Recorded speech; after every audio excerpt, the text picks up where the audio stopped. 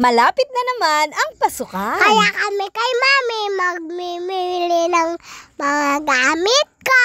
At saktong-sakto, nagbukas na nga ang bagong TOO2 General Merchandise. Halos bagong bukas nga ang TOO2 Merchandise kaya pumunta na nga kami at nabasa pa nga kami ng ulan. At dahil ilang araw na lang ay pasukan na kaya naisipan ko na mamili na rin ng mga kaunting gamit para kay Musumi. Iniwan ko na rin nga pala ang aming helmet. Unang pagpasok namin ay diretso na nga agad kami sa may second floor. Kabubukas lang nga nito at halos wala pang ang isang linggo. Hindi naman ito mall pero parang akala mo ay nasa mall ka dahil sobrang laki nga. At halos lahat ng hinahanap nyo ay nandito na siguro. At syempre, kumuha muna nga pala kami ng basket para lalagyan ng aming mga mabibili. At una na nga kaming nakapunta dito sa may mga ipit. At dahil sobrang iksi rin ng buhok ni Musumi ay nilalagyan ko na lang nga ng mga palamuti ang kanyang buhok. Sobrang dami nga talagang pagpipilian ng mga palamuti sa buhok. At dahil ito naman talaga ang aming kailangan ay pumunta na nga kami sa school supplies. Medyo konti lang naman yung mga requirements ni Musumi dahil magkikinder pa lang siya. Hindi pa naman niya kailangan ng notebook kaya eto kumuha lang kami ng mga requirements na nasa lista.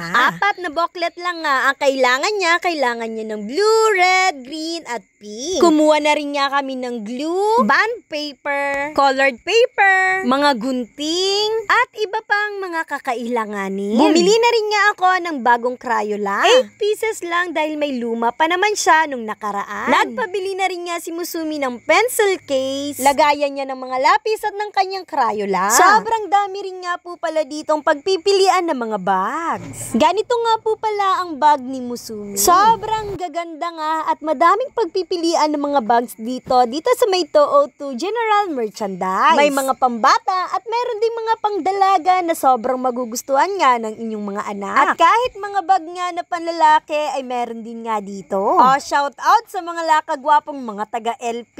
Gang gang! Nagsipag-ikot-ikot pa nga kami dito kung ano pa nga ang aming mabibili. At shout out nga sa napaka-cute na nagpa-picture sa amin ni Musumi. At eto si Musumi ay hindi nga nasa mood. Pagkatapos nga pala namin sa second floor ay pumunta naman nga kami dito sa may third floor. Opo, malaki nga ang TOO2 dahil may 3 palapag. Sa magtatanong kung saan nga po ito ay nasa harapan nga ito ng grandstand. Katabi ng Pure Gold at ng 7-Eleven. Open nga sila ng 8 ng umaga hanggang 7 ng gabi. Bumili na rin nga pala ako ng bra. Syempre, isisingit natin yan sa mga school supply ni Musumi. Halos maubos nga ang oras namin sa kakaikot-ikot dito nga sa napakalaking TOO2. Shoutout nga po ulit sa nagpa-picture sa amin ni Musumi. Salamat po sa mga nakaka-appreciate po sa amin. Sobrang dami rin nga pala ditong mga damit ng mga pagpipilian. Madaming mga pambata at mayroon din nga dito mga damit na mga pangmatanda. Mga sapatos na pang-eskwela o kaya naman mga pantrabaho ay meron nga po dito.